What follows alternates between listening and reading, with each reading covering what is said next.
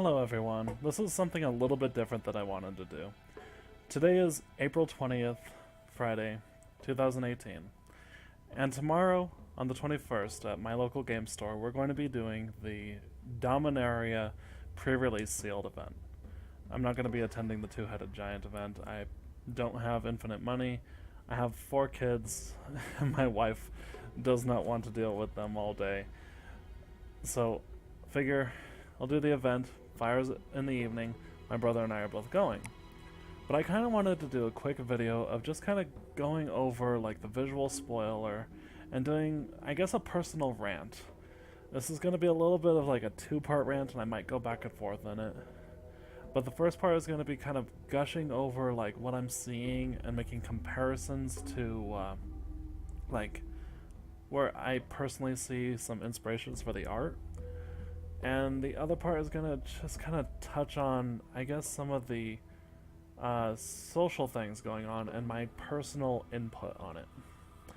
And I feel on that front that a return to Dominaria should be the perfect event to quell the waters on both sides.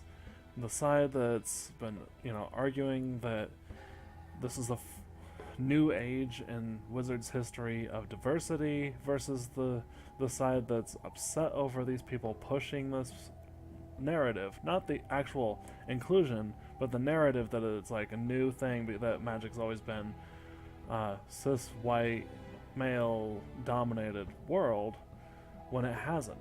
Dominaria is a great place to show off that it's always been a diverse and complex game that hasn't really done a whole lot of gatekeeping to try and keep diversity out. But let's get to what's most important, the cards. Now, just looking through here, I wanted to start here at Adamant Will. Something that I kind of find interesting about the look of New Benalia, because it's what these are supposed to represent. It's not all of it is Argive or what have you. We're focusing on Benalia for our white aligned area with references to Davenant. I don't think there's any reference to the Samet healers, and maybe it's just me, but I kind of find that a little bit odd. Or maybe the Samet healers have been inducted into, I think they came from Teresiar, so maybe on Argive. But, this style of armor, the stained glass is brand new, and that's kind of referencing that we got the stained glass in the new Benalia card from Future Sight. But, reopen that.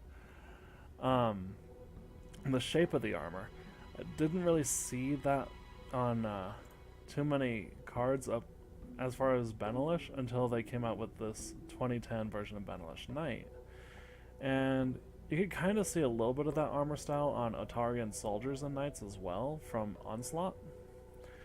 But it's kind of neat. I like this. And this particular one, it kind of looks like he or she, whoever it is, they have the chubby cheeks thing going on and the funky face. It reminds me of the almost comic cartoon style they had during, I want to say it was Mercadian Masks up through Odyssey. You definitely saw it more in 7th edition.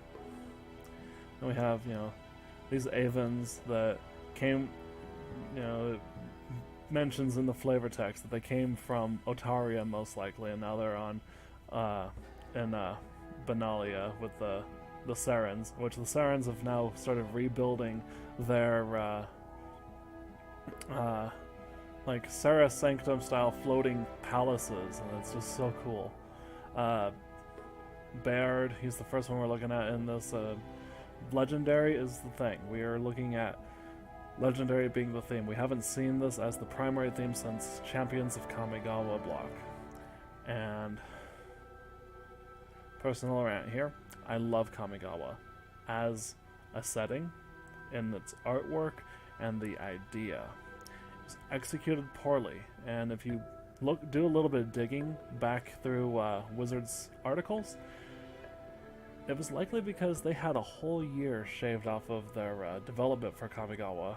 So they had to develop 3 sets in half the time they normally would have. because it took them that long to come up with what they were going to do after Mirrodin.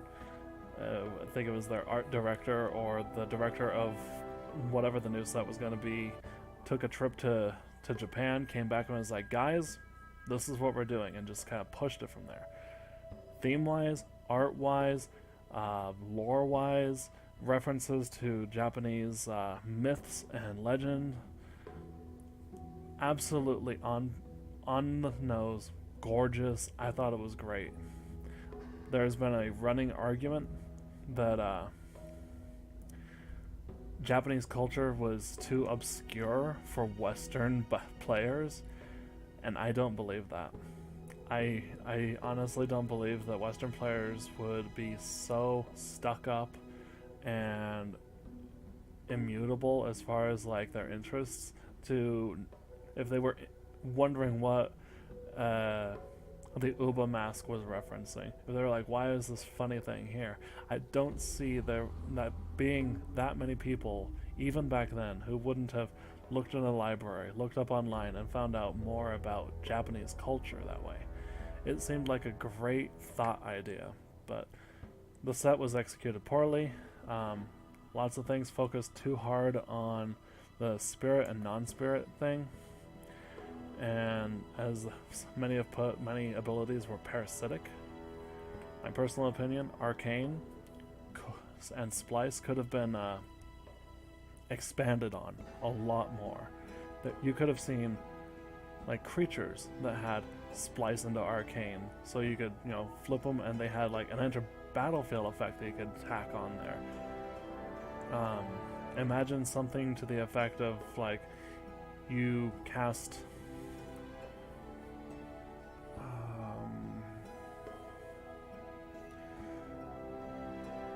Ray of Ice, 2 damage to target creature or player, and it was an arcane spell. It also had Splice, but you spliced onto it some spirit that had, when this creature enters the battlefield, it fights target creature your opponent controls. Back then it was deals damage equal to its power, and that creature deals damage equal to it. Have it, when it's spliced, you got that its power damage to a thing, so you could break it up. Lots of lost potential there, in my opinion. If they had the extra year, we might have seen stuff like that. But anyway, yeah, we're getting a lot of this Legends Matter stuff. Set is definitely, it's pulling old Dominarian lore, making new Dominarian lore based on the world as we knew it. Making new legendaries for us to follow, which some people might be a little bit bothered by, but you gotta remember it's been 370 years since Corona's death, and it's been 60-70 years since Time Spiral in universe. Teferi's an old man. There's reasons why we have to move on. But it's just a gorgeous set. I love it. While not everything has been referenced, that's fine. We don't have to have every little bit. We can come back. This gives me hope that we can keep coming back to home while we keep on expanding out. Kicker is back. Sagas is a new thing. These are falling in line with kind of a sub-theme that goes alongside the legendary thing. This historic. Historic is a pseudo-keyword referring to artifacts, legendary permanents, and sagas. Sagas only exist in Dominaria now. Legendary permanents exist everywhere, but they're not as numerous. Artifacts are the most numerous, so people who are looking for things that can trigger off of you casting artifacts in Commander, or in Modern, or what have you, you might be getting some toys here.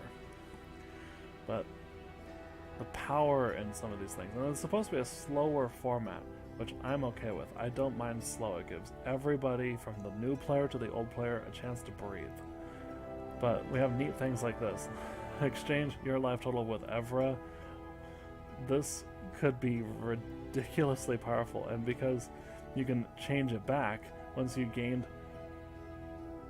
we're at 6, so let's say you're at 12 life, she becomes a 12-4, deals damage, you gain 12, so you're at 24, you can exchange it again, she's at 24, and you're back at 12.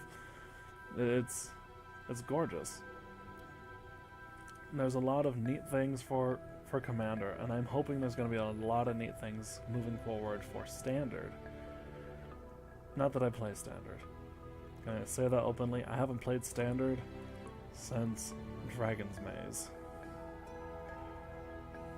Look at this guy. So Femeref. Femeref is a country that has always been in Magic since Mirage. Mirage was we're making an entire continent based on Africa and the Eastern Asia. And so we had people of color. We had female characters of power in positions of power. Jarael. There was another one. Sisay came from that time. Lyra Dawnbringer. So Rhea Dawnbringer, who I'm assuming is her mother or grandmother or great-grandmother. I don't know how long angels are supposed to live. Mortal Saren angels. But I'm hoping to get this for my wife. She has a Rhea Dawnbringer commander deck, and this would be a great card either to put into it or to move Rhea out of the top seat and put Lyra in and have Rhea in deck. Creature is legendary. Here's more stuff that's backing up that legendary theme. That's gorgeous. This, I think, I'm not 100% sure, but looking at this reminds me of the Phyrexian card, Devouring Strosus. I almost wonder if that's what that's supposed to be. Referencing back, you know, it could be the invasion, could be the Brothers' War. We've got a big artifact critter there. The Saren Angels are there because of Urza. The Fall of the Thran. These sagas, they're all supposed to represent the history of Dominaria. This one, with it being stained glass history of Benalia, it's probably from Benalia's early history all the way to the present, past the time shenanigans of Time Spiral. This guy. These guys. Look at those mutton chops. They look like they rolled out of Innistrad. And she's even got the hair donuts going on. Sarah Angel, we have a handful of reprints in here. Not very many, but just enough that they don't seem out of place. And of course, this is just neat. There's some really good power in here. Triumph of Gerard. This is referring to Gerard from the Weatherlight. Here's Urza. If anybody's ever read the Brothers' War, Urza was actually seated when he used the Silex, but I'm not going to argue too much there. When we come here, here's the thing that I kind of wanted to point out. So we have this for Linessa Zephyr Mage, the Academy at Talaria West. I almost wonder if she's supposed to be alive right now. Like, if we're supposed to be in the time period that Linessa is a student or a professor at Talaria West. But an interesting thing I kind of wanted to go back to, you can kind of see a little bit of echoes of her outfit in the Wizards now. They're wearing a lot more than she is, but like the layers and that collar you can kind of see on her here. Unless that's her neck. I haven't seen her art in so long, so I could be wrong. But Antiquities War, the brothers, which I find it interesting. Did the Might Stone and the Weak Stone have handles? I don't think they did. We have a dragon engine. We have Urza's big mech thing that he used to fight the Argothans.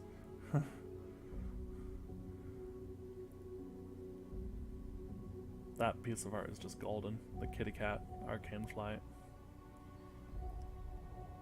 I don't know what it is. Blink of an eye, the artwork is a little weird for me. It's kind of cool, you know, the silhouette of a Minotaur.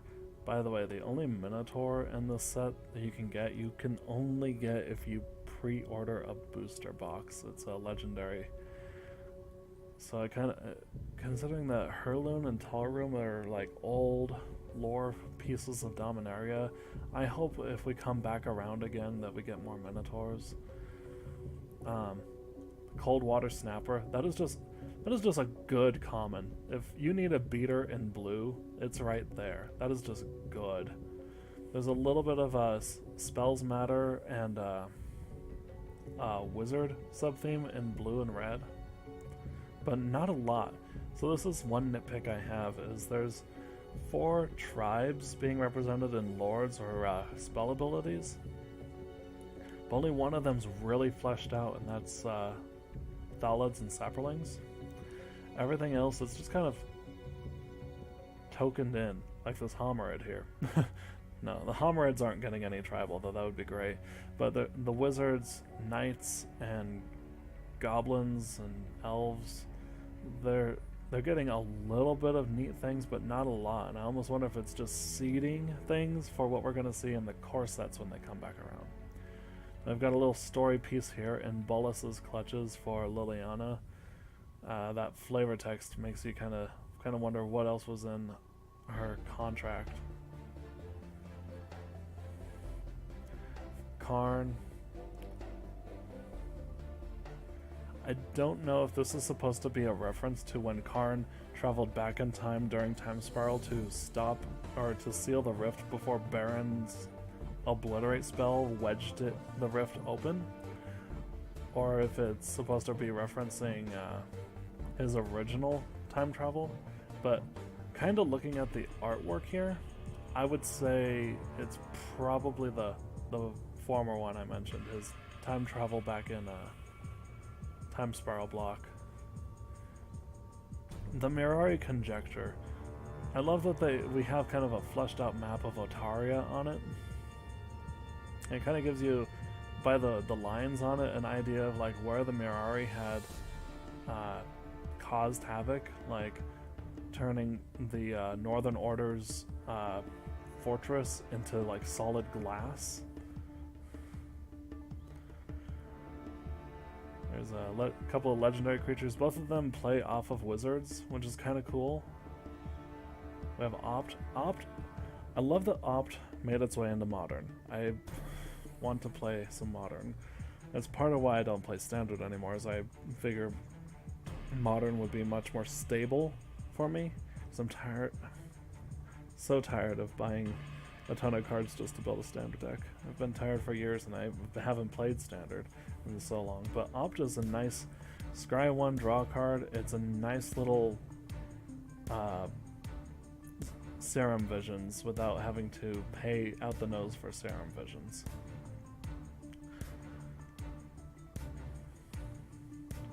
I'm trying to see if there's any more neat... oh, Sage of Latnam, there's another reprint.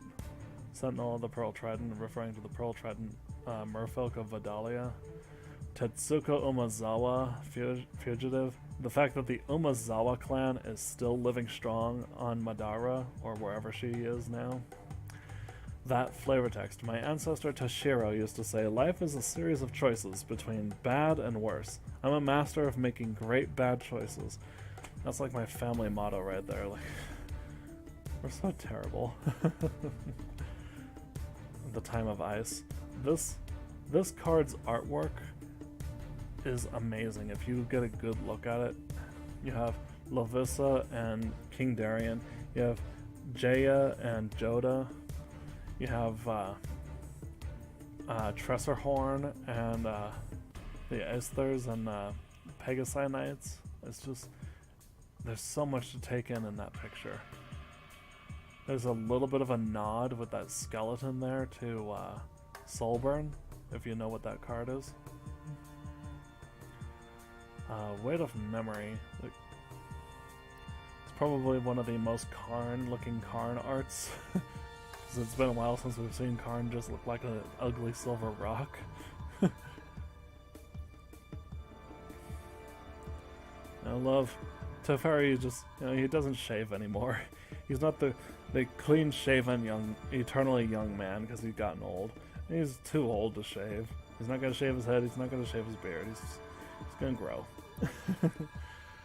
Wizard's Retort. This is a 2-part image. This is actually the second part. The first one is a red card we'll see in a little bit. The Hedge and the Lamp. Neat little card. So now we're getting to black, and here's, let's see, where is it? I found the Cabal Ritual from the Vault lore. Look at that card. And then look at Whisper. I don't know if they were just thinking, yeah, we're gonna use that artwork to come up with a new character, which kind of looks like what they did to me, or if they've been planning this return for a while and they've just kind of been piecing it together little by little. Like they wanted to make sure they didn't screw this up. But Whisper is honestly the most Cabal looking Cabal card, because I remember most of, like, you know, these are the Dementists, the Cabal fighters in the pit and everything, but there's hardly any of these Cabal guys that look like the old Cabal, which maybe it's because they've taken in a bunch of other groups into the new Cabal. Like, kind of reminds me of, I guess, what would be like Dakmor cards and how their armor is set up. I love this. It's obviously a Benelish knight on the Dredge Sentinel. Which one is it? Cabal Evangel. She's probably the closest. Oh, and this Caligo Skin Witch. They both look the closest to me to old Cabal. Everything else, they look like soldiers and knights, like the Dakmor. Chainer's Torment. I love that they made a saga out of that. It's just gorgeous. And I wanted to point this out. So we have had a Black Thalid before. And I love that, you know, it was a fungus mushroom root creature. And now we've got these ones that they're like these cancerous standing mushrooms. Where's another one? Where's another one? This one, it's like some sort of like flytrap mushroom critter. This one is like a mushroom sage holding a kind of looks like a heart. I don't know. It's just, man. Oh, I forgot to point this out up here. This was something that excited me. An uncommon legendary Leviathan that cares about merfolk, krakens, leviathans, octopuses, and serpents. That is not only a nice blue bomb, but that is a new commander right there. And the reason why that crossed my mind is passed by Urgaros, the Empty One. There's a legendary of a type we have never seen before. Legendary Spectre. That's a nice piece of commander right there. I'm just going to be rambling here for a second because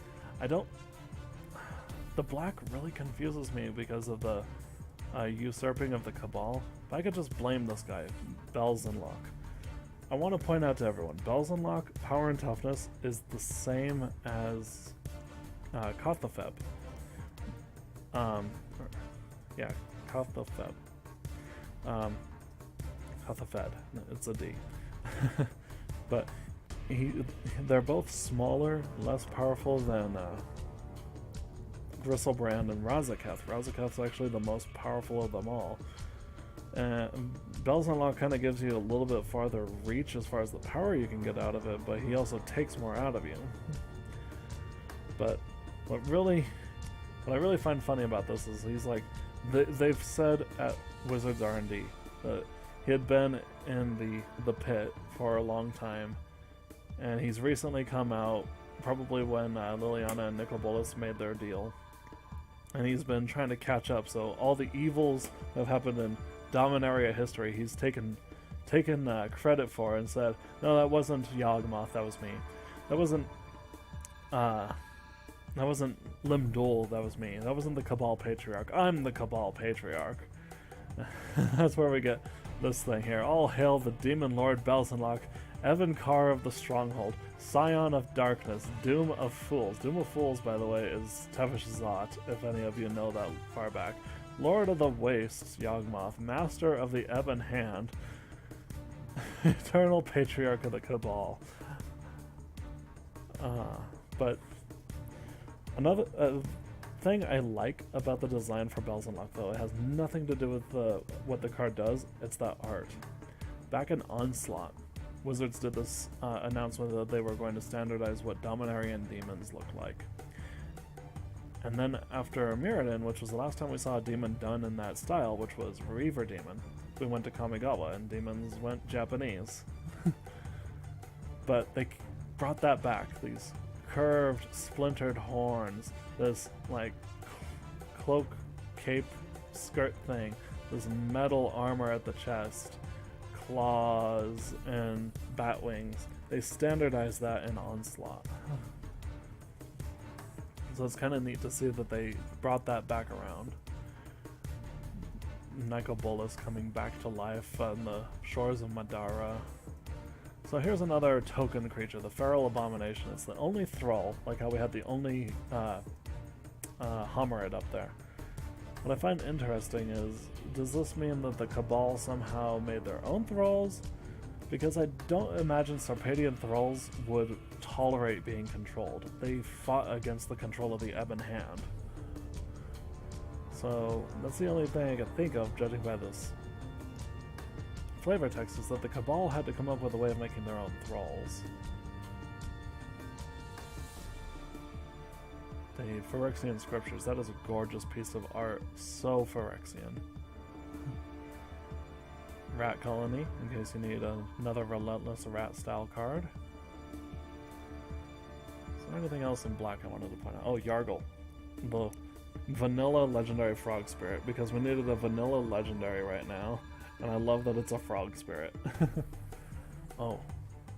And Yawgmoth's Vile Offering. The spell that represents the moment when Yawgmoth offered to Gerard everything he wanted. And that's Gerard there, holding Urza's head. Right there in the middle. So, there's not a whole lot. I didn't really look in red for any art references for red, because goblins change all the time. Jaya looks how I expect her to be as an old woman. But, like, Keldons look like Keldons. There's nothing to argue there. Gitu look like Gitu. Nothing to argue there. Nothing to really point out too much. They haven't changed a whole lot.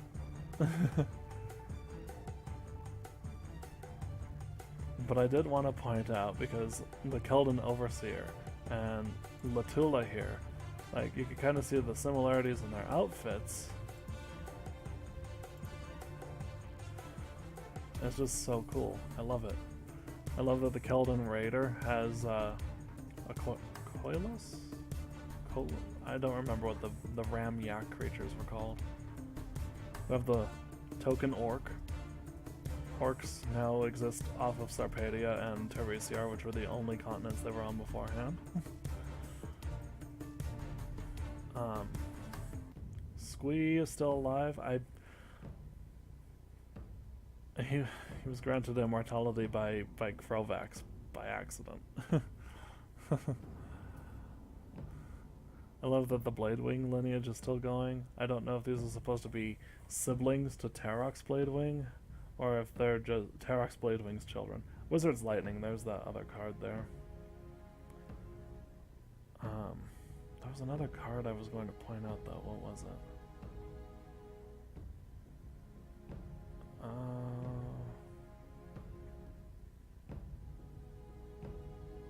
No, maybe not. Maybe I didn't have another one in red. Green is pretty. There's a Charbelcher deck that I saw a bunch of videos and lists on that this Adventurous Impulse might find its home in. Ancient Animus kind of looks like a little story thing. Karn trying to tell Multani to wake up from his hibernation after being shoved into a time rift.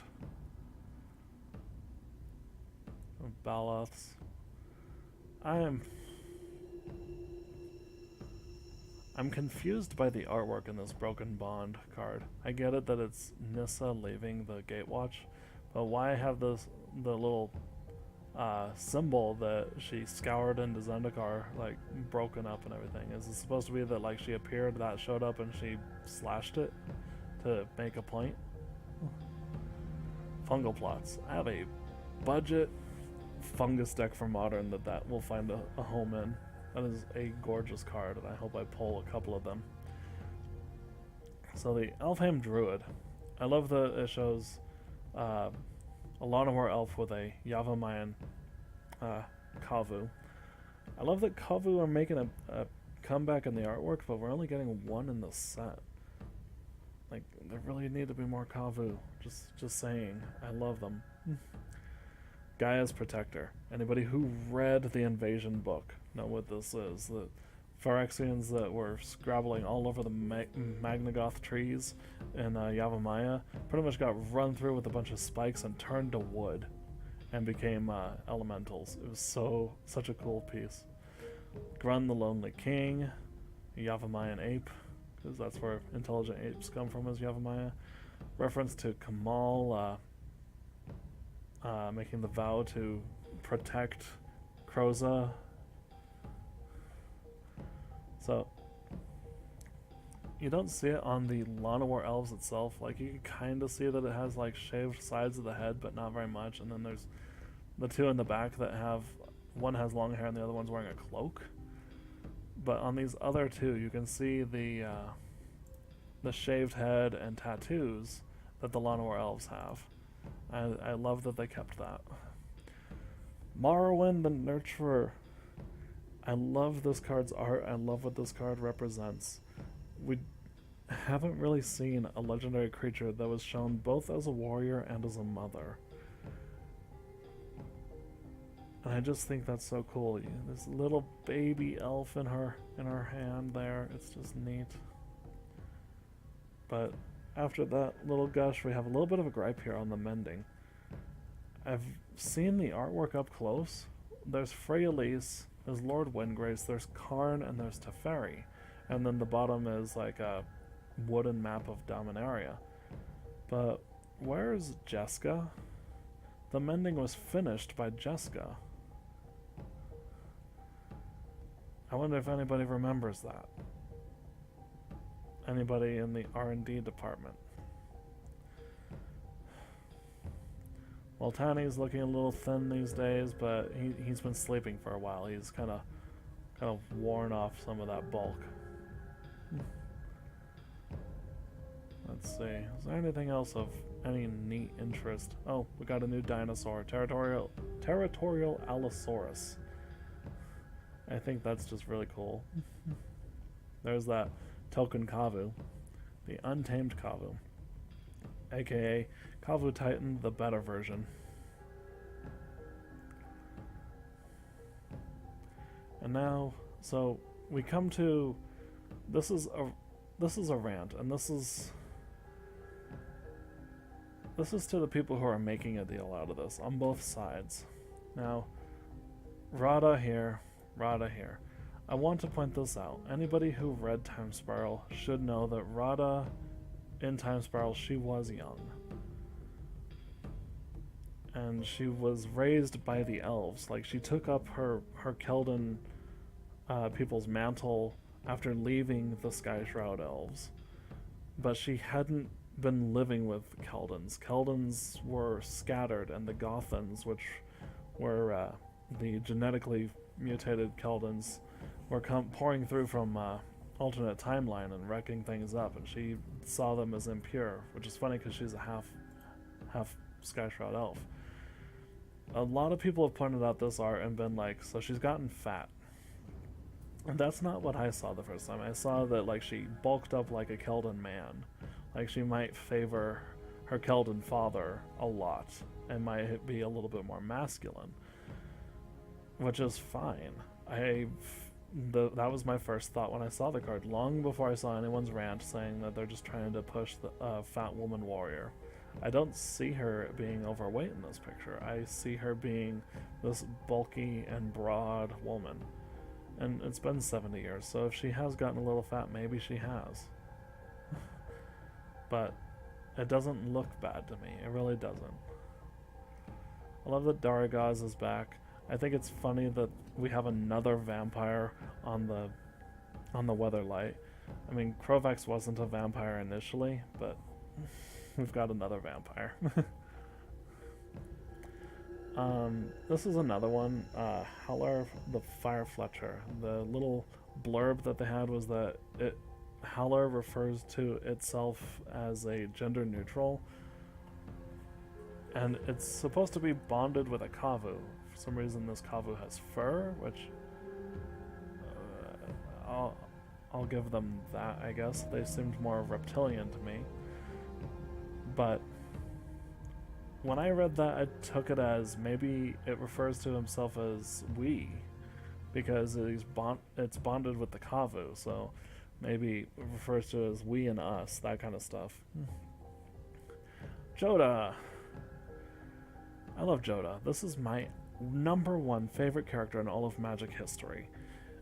The character, the way he struggles with his emotions over time in the early books because of his long life and the pain of loss and everything, it reminds me probably of how I would deal with that.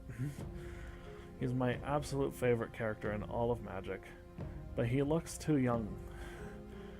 We last saw him here, and yeah, I know, these cover arts aren't necessarily canon, but even in book, Jaya points out that he was graying at the temples. Like, even though he aged slow for the greater than 1,000 years since he had dipped in the Fountain of Youth, he still aged up until she granted him true immortality. But whatever, that's a minor gripe. I hope to pull that one just because it is my favorite character. Muldrotha. I did not read the blurb on that one, but judging by the flavor text, I guess Muldrotha is supposed to be the Marrow Sorcerer avatar, like how Multani is for Yavimaya, for Urborg, because Urborg had gotten infused with a chunk of Yavimaya. So that's kind of cool, and I like that. Teferi's oath to join the Justice League. I'm okay with that. I'm okay with Teferi joining the Gatewatch, but it better be a good reason in the story. I have not been reading the story articles as of late. I'm going to be doing it sometime soon, but I want it to be a good reason. You know, remorse over not joining the Nine Titans beforehand, even though Urza was mad. Maybe remorse for, you know, not doing anything for the past 7 years, or blaming himself for Bolas being unleashed upon the multiverse because it was kind of his fault. But I swear, if it's just like a paragraph of Gideon giving a speech and Teferi goes, "Well, you have inspired me, Walker," I'm going to lose my mind. Primeval's Glorious Rebirth. I think that's a really cool card, referencing the cycle of the primeval dragons coming back to life. Gerard never had any children, so this one and the white card up above, they're Capuchin. I'm assuming that they're from other parts of his family. Sisay is great-great-great-great-great-great-granddaughter of some sort. This Gixian, she looks cool. Teferi, Teoda. We're down to the two that really interest me. Tiana, ship's caretaker. A Seren Angel, who's an artificer. Like, that is just awesome. And Slimefoot. A Thallid that accidentally grew in the Weatherlight and just happens to be now the janitor. I love it. This is just so good. I want to know more about Slimefoot and Tiana. Those two characters. I don't care about anyone else. Those two characters. Then we have Karn, the new Karn. I like the artwork on it. I love the Urza stained glass in the background. And our artifacts. The Black Blade is back. Slayer of Planeswalkers. We will see. So, I forgot to pull up an image of her. But the Black Blade was forged for Dakin by, like, Guyana, or I can't remember her name. But if you ever played the PlayStation Magic the Gathering Battle Mage game, one, I'm sorry. It's a hard game to play. My brother and I couldn't even master it completely. But she's featured in it as the black-green Planeswalker option. She starts off with black-green cards.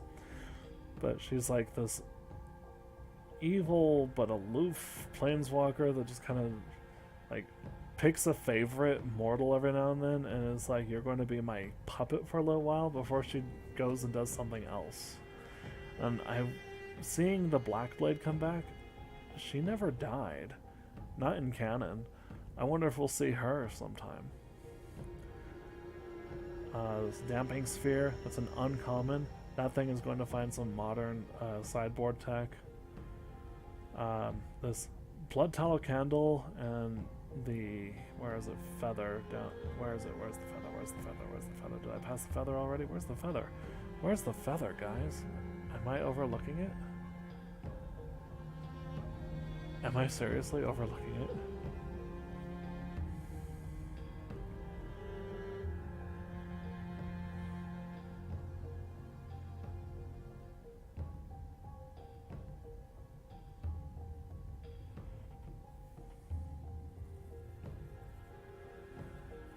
No, it's not the feather, it's the skull. What am I thinking? But the skull's not here either.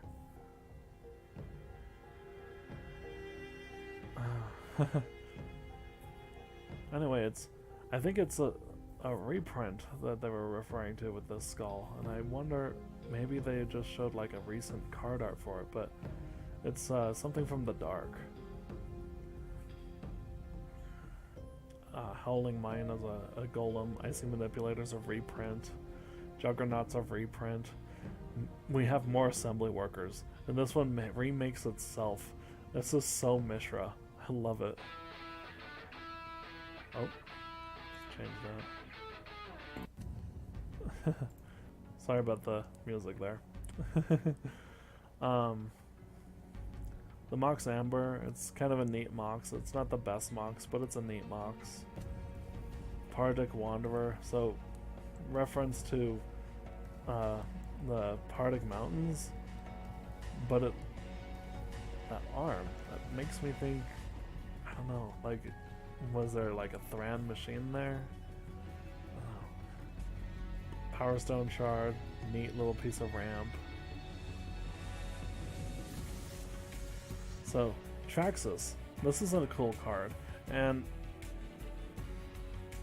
when I saw it, my first question was, is Krug above sea level? Last I knew, Yosha, the country in the South Teresiar, had been submerged underwater after the Ice Age had ended. I could be wrong, but even though it doesn't, it's just a construct.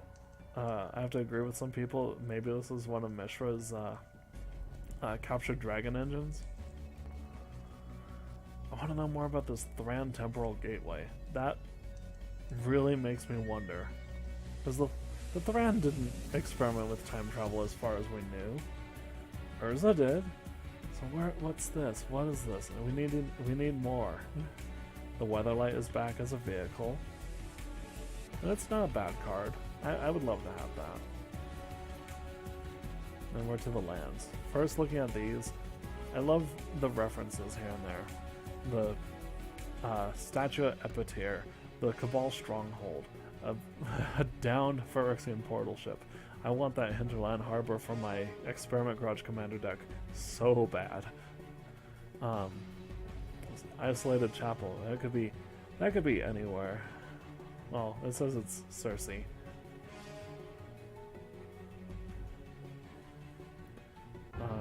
The memorials, the Memorial to Folly is the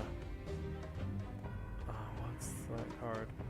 Martyr's Tomb, with Urza and Gerard statues toppled off of it. Memorial to Genius. It's a statue of Urza carved into the rock outside Dominaria West. Okay, why is that song playing again? Oh, because it's in here twice. Why is it in here twice? Sorry, guys. Memorial to Glory. It's a Gerard and Benalia Unity. It's a Latimri. I'm assuming this is the Sky Shroud Forest? Let's see. Or maybe it's Lanawar. Latimri wasn't really that big with Lanawar. So, Memorial to War, it's Corona over... My guess is what she did to the Skark Ridge. If you've ever seen Decree of Annihilation, she wrecks up the Skark Ridge and it becomes a volcanic hotspot. Sulphur Falls is just fairly standard thing. Same thing with the Woodlands Cemetery. I guess this is supposed to be outside of the Vest Manor, which is a new thing in Magic lore, but I'm okay with it because it's not retcon. The Zelfer and Void. It's just... If you're as emotionally attached to this storyline as I am, you look at this art and you kind of feel a tear well up. You feel bad for Teferi. And you feel so angry with Jessica. Come to our basic lands. Now this is something that I wanted to point out. It's these gate lands done by Mark Poole. They're all really cool. They all have the moons, plural, because someone pointed out to me, because I got annoyed the first time, that while the null moon was rammed through by the weatherlight, it didn't actually blow up or come down. And we can't take Robert King's books very seriously. So... But I love this. We have the Sarens have started building their gravity-defying sky cities. We have these supposed Thran buildings in the background here. Some more possible Thran or even like Phyrexian something or another's in the background behind what I'm guessing is like a Benelish city. And then this gate. What is this gate? This gate is a reference to... which one is it? No! There we are.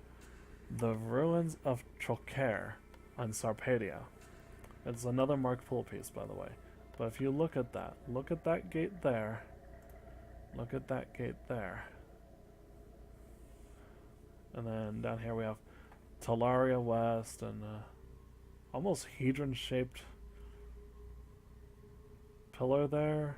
I don't know what's going on with that. Some unusually shaped islands, which might be referencing the mountains from Time Spiral block when the mountains were being thrust out of the ground by the Blood Moon. Of a Merfolk underwater city. Could be Vodalia, could be any of them. And then we have this Gate Island by Mark Poole. And what is this one? It has to be this gate here brought to the surface. Not necessarily, but like it makes sense. I don't know.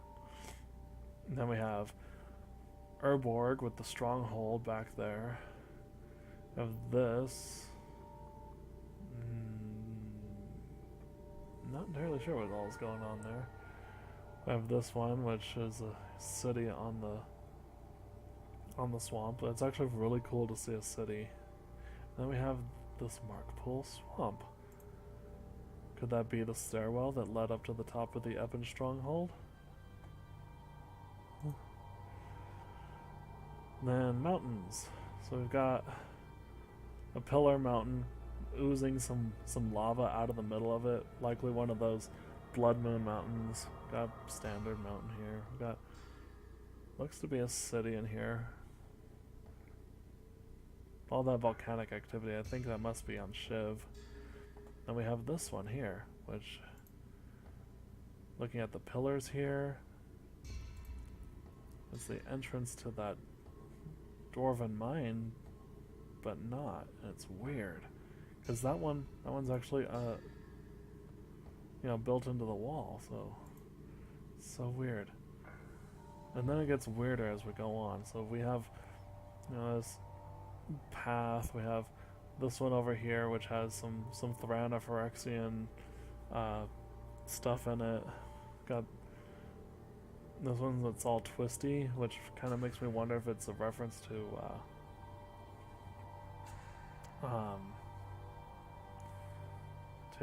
Croza, and then the Mark Pool.